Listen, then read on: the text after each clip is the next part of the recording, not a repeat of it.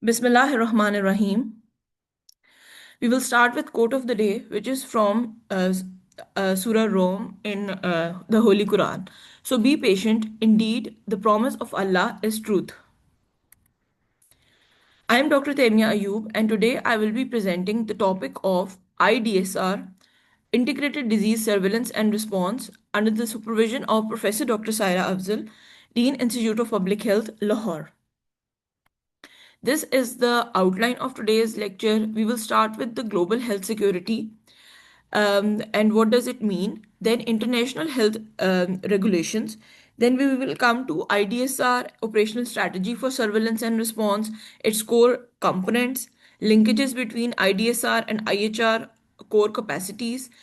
Then we will discuss IDSR in Pakistan and how it works. And finally, we will come to its implementation in Punjab and how it is working and being scaled up in districts of Punjab. These are the learning objectives of today's presentation.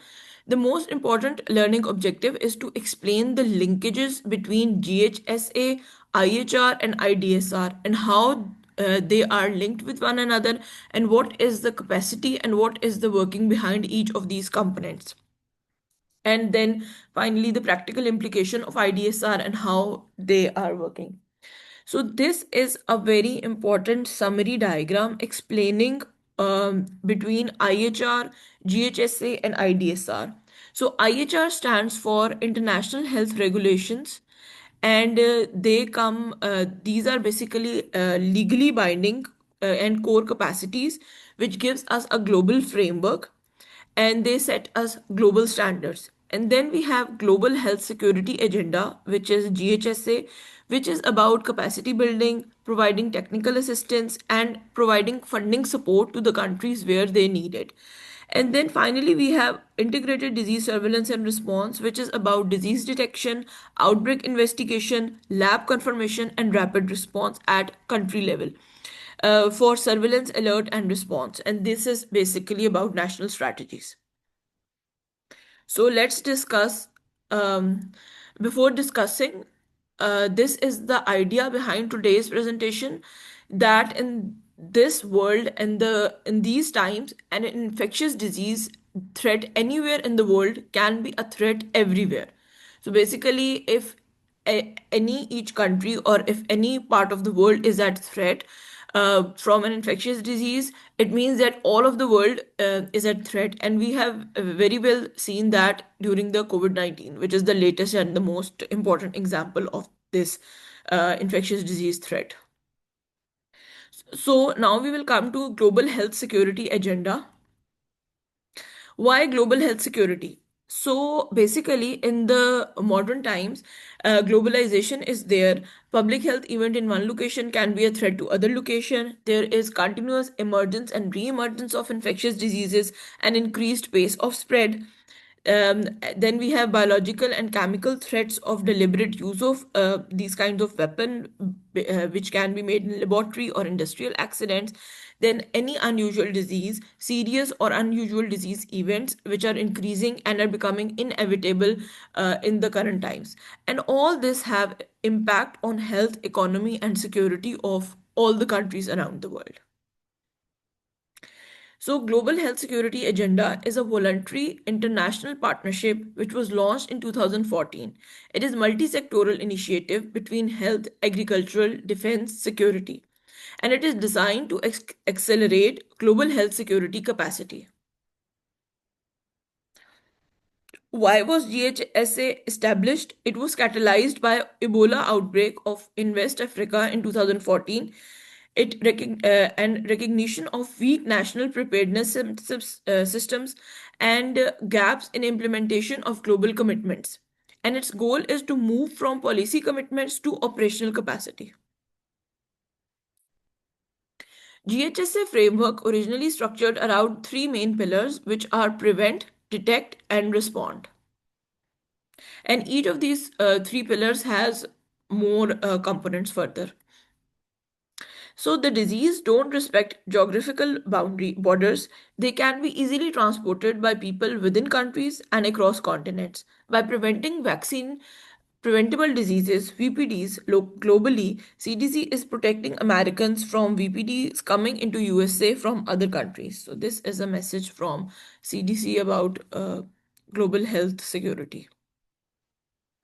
Now we come to International Health Regulation, IHR 2005. What is IHR? It is a legally binding international agreement adopted by 196 WHO member states. Pakistan is one of these members. It was revised in 2005 after SARS outbreak, entered into force on 15th June 2007. And its purpose is to prevent, detect, and respond to public health risks that make across borders. It ensures maximum public health security while minimizing interference with international transport and trade. You can see this is a picture of the IHR 2015 WHO document.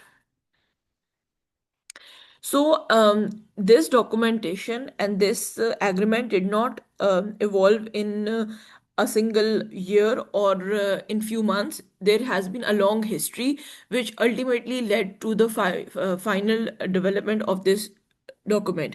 So it starts in 1951 with first international sanitary regulation adopted by the World Health Assembly. Then 1969 it was revised and named as International Health Regulation.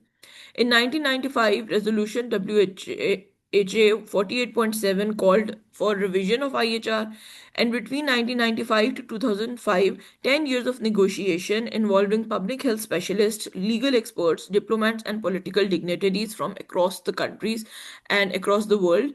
Then four separate drafts of revised IHR circulated to the member states of the UN, and multiple rounds of technical, legal, and political consultation and meetings was done. And finally, this document was signed and came into place. IHR are intended to help prevent the spread of diseases across borders, outline the minimum requirement for functional public health system that allows country to quickly detect and respond to disease outbreak in their communities.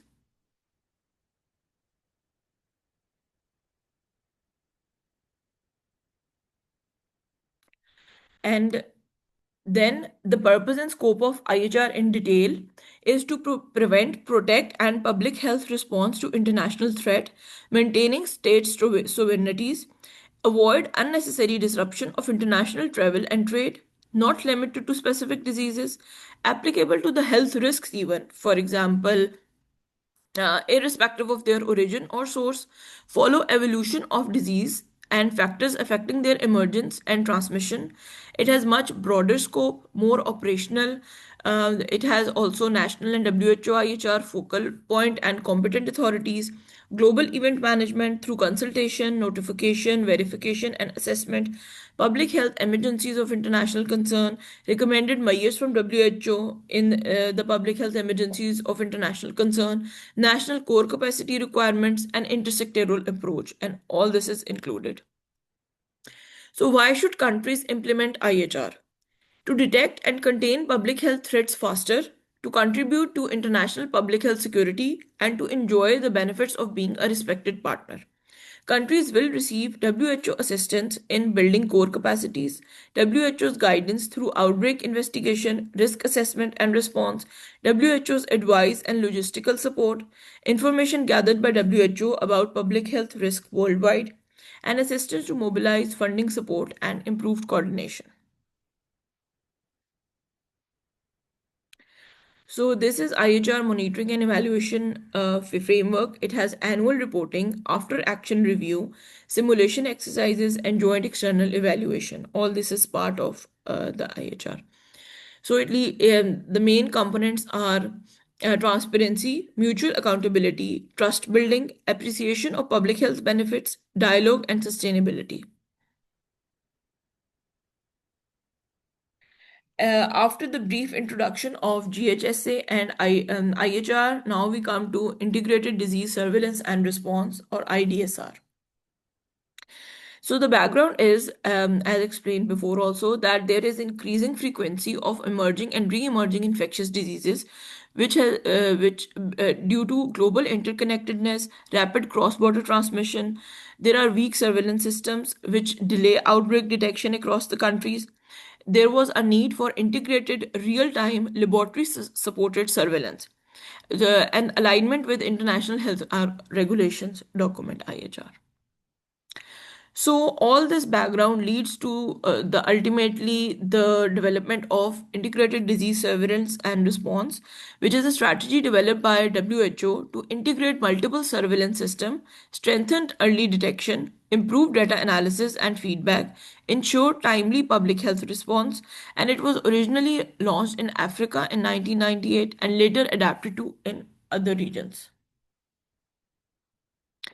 So this is the timeline for evolution of IDSR, which was started in WHO Africa region in 1998 and revised to align with IHR in 2005. Between 2010 to 2020, digital transformation and event-based surveillance was being done. And after COVID-19, there was a reinforced need for integrated real-time surveillance.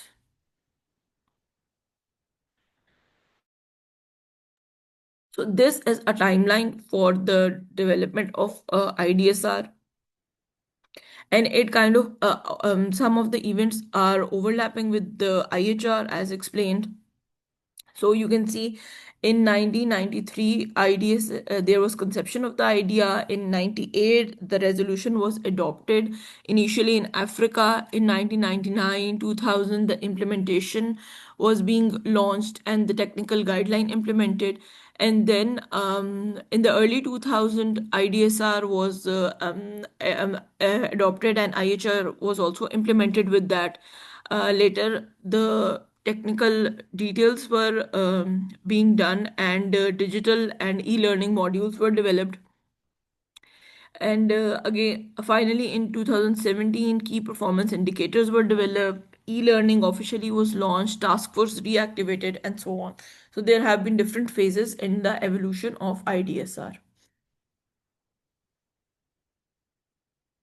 So the objective of the IDSR are the early detection of priority diseases, rapid verification of alerts, timely response to outbreak, strengthening laboratory networks, data-driven public health action. These are the core components of IDSR, which are further divided into different components. For example, the first component is surveillance, indicator-based surveillance, event-based surveillance, and community-based surveillance. Then we have laboratory support, which includes specimen referral system and quality assurance. Then we come to response mechanism, rapid response teams, and emerging emergency operation centers. And then we have data management, which includes standard case definitions and digital reporting platforms. So these are some of the types of surveillance which are being done in IDSR. There is passive surveillance, which includes routine reporting, weekly notifiable disease reports. Then we have active surveillance, which includes field visits, for example, measles case research. Then there is sentinel surveillance, which is done at certain selected sites. For example, in cases of influenza outbreaks or influenza surveillance. And then we have event-based surveillance, which is based on rumors or media scanning or social media information. And examples include unusual cluster via social media, unusual cluster of a particular disease. So IHR legally binding for 196 countries. Countries must develop core surveillance capacities, response capacity, risk communication, laboratory capacity. IDSR operationalizes IHR at national level. So IHR is a legally binding agreement, and IDSR basically operationalizes this document and this legally bind agreement at national level. So we have some of the very important global success stories about, for example, Ebola outbreak containment, cholera surveillance improvement, measles elimination efforts, and strengthening of pandemic preparedness post COVID-19. So these are some of the success stories about IDSR. Now we come to IDSR in Pakistan. So, something about surveillance landscape in Pakistan, some of the background. Historically, Pakistan has a fragmented surveillance system with the different vertical programs like National TB program, expanded program on immunization, National AIDS control program. All has been these has been working in separately or in silos. So there was a need definitely for integrated approach. So pre 2010 era, there was vertical program specific reporting. In 2011, after devolution of 18th constitutional amendment, provincial autonomy has increased. So strengthening of field epidemiological training program is being done. Development of integrated disease surveillance and response framework is now being done. So NIH, National Institute of Health, is playing a key role in that, and it has functions like national surveillance coordination, laboratory confirmation, outbreak investigation, IHR focal point, and public health emergency preparedness. So Pakistan's IDSR structure occurs at functioning at three level. First, we have federal level, which is working at NIH Islamabad and National Public Health Emergency Operation Center. Then we have provincial disease surveillance unit, and at district level we have district surveillance officers and reporting health facilities. So in Pakistan, priority diseases for IDSR are acute watery diarrhea or cholera, measles, diphtheria, dengue, malaria, TB, polio, COVID-19, and CCHF. These are some of the digital surveillance tool which are being used in Pakistan, which include DHIS2 platform, event-based surveillance through media scanning, hotline reporting systems, and EOC dashboards. Some of the strengths of IDSR in Pakistan include trained FETP workforce, laboratory network expansion, emergency operation centers, and experience from polio program. And definitely, there are some challenges regarding IDSR in Pakistan, which include the most, the number one and the most important is the fragmented health system and the fragmented data systems, underreporting from private sectors, weak laboratory integration in remote districts, delayed data analysis, and funding sustainability. So, IDSR and its implementation in Punjab. In September 2022, Secretary, Primary and Secondary Health chaired the inception meeting with participation of NIH um, and UKHSA and other partners in collaboration with NIH and Ministry of National Health Security. UK and UKHSA extended technical assistance to Government of Punjab in terms of IDSR implementation. Currently, IDSR is being implemented in all 36 districts of Pakistan. 27 are fully trained and 9 are partially trained. District weekly bulletins being issued by all 36 districts. So this is a summary for IDSR implementation in Punjab. IDSR trainings were conducted at three levels. At level 1, training of provincial master trainers were done. 16 provincial master trainers trained in November 2022. At level 2, training of district master trainers was done. 108 district master trainers trained in 4 TOTs at Lahore, Faisalabad, Multan, and Islamabad for all 36 districts of Punjab. Then at level 3, we had training of health facility staff, 3 days IDSR training of health workforce, doctors, paramedics, and data entry staff from BHUs, RHCs, THQs, and DHQs, hospital held in district health development centers. IDSR implementation status in Punjab. So you can see this there are countries, there are districts which are fully green and some are gray. So the green are the one which have been fully trained, which are about 27 in number, and partially covered districts are about 9 in number, and the staff trained so far are 4031, and two-thirds of them are male and one-third are female. So this is another summary endpoint about the practical example of GHSA, IHR, and IDSR. So for global health security agenda, Global Health Security or GHSA funds hand-on training for laboratory staff, field lab capacity bolstered with new equipment, skilled microbiologists. Then we have IHR 2005, country notifies WHO of cholera outbreak, which is potential public health emergency of international concern.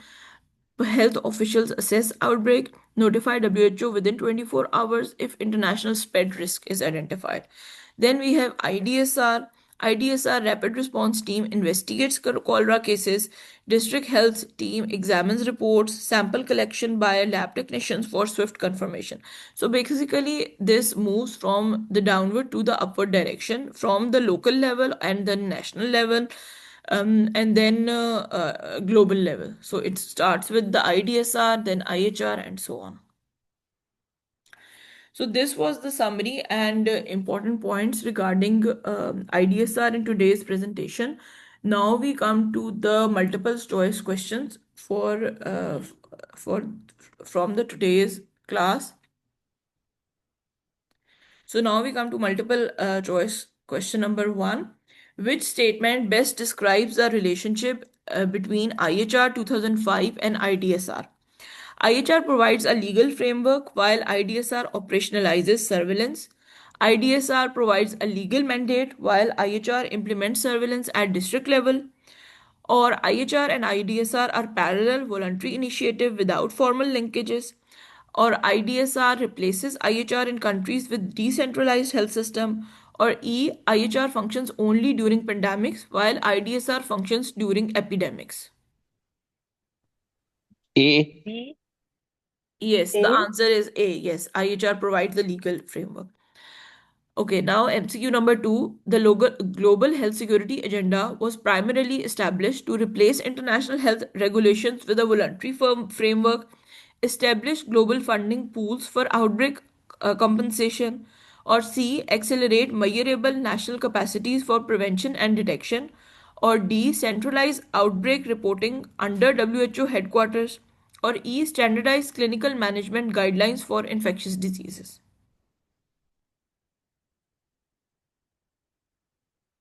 So the GHSA was primarily established to, the option is C, accelerate measurable national capacities.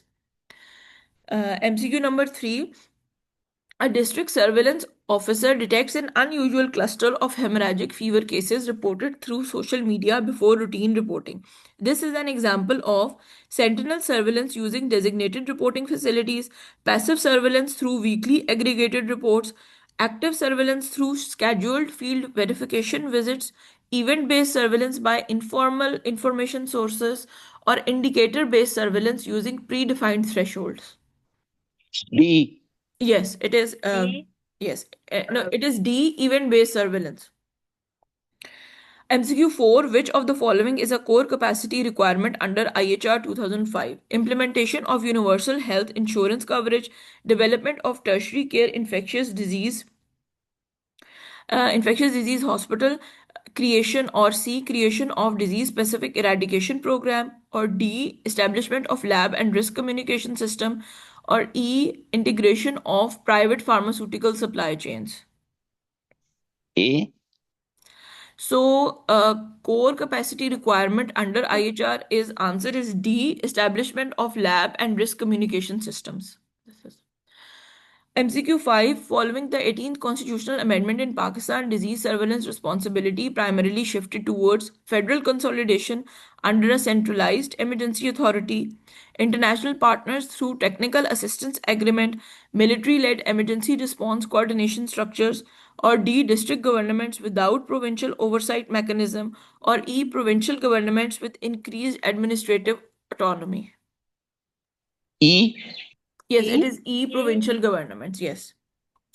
A country detects cholera cases but delays laboratory confirmation and risk communication for 2 weeks. Which IDSR components is primarily weak? Data collection using standardized case definition, community engagement for preventive vaccine, C. Laboratory support and rapid verification system, D. Sentinel surveillance in tertiary hospital, or E. Passive reporting through routine health facilities. C. Yes, it is. It is C. Lab support and rapid verification system. MCQ 7, which features differentiate IDSR from traditional vertical disease program, focus on a single high burden communicable diseases, B, funding through international disease specific grant, C, exclusive reporting exclusive from tertiary care institutions, D, integration of multiple priority diseases within a framework, or E, emphasize on curative rather than preventive services. D. It is D, yes, integration of multiple priority diseases within a framework. Which of the following best characterizing indicator based surveillance IBS under IDSR? A. Media scanning to detect rumors of unusual disease events. B. Household surveys conducted at 5-year interval. C. Community rumor logs maintained by volunteers. D. Reporting of predefined diseases using standard care definition. Or E. Laboratory genomic sequencing for pathogen mapping. D. D. Yes, it is D. Reporting of predefined diseases. A country aims to strengthen compliance with IHR 2005. Which intervention would most directly support this objective? A. Expanding tertiary hospital bed capacity nationwide. B. Increasing funding for non communicable disease screening. C. Introducing universal antimicrobial stewardship policies. D. Developing new postgraduate epidemiology curriculum. Or E. Strengthening integrated surveillance and lab networks. E. Yes, it is E, integrating surveillance. This is the answer key. This is the YouTube channel where this video will be uploaded. And thank you very much for watching. Thank you very much.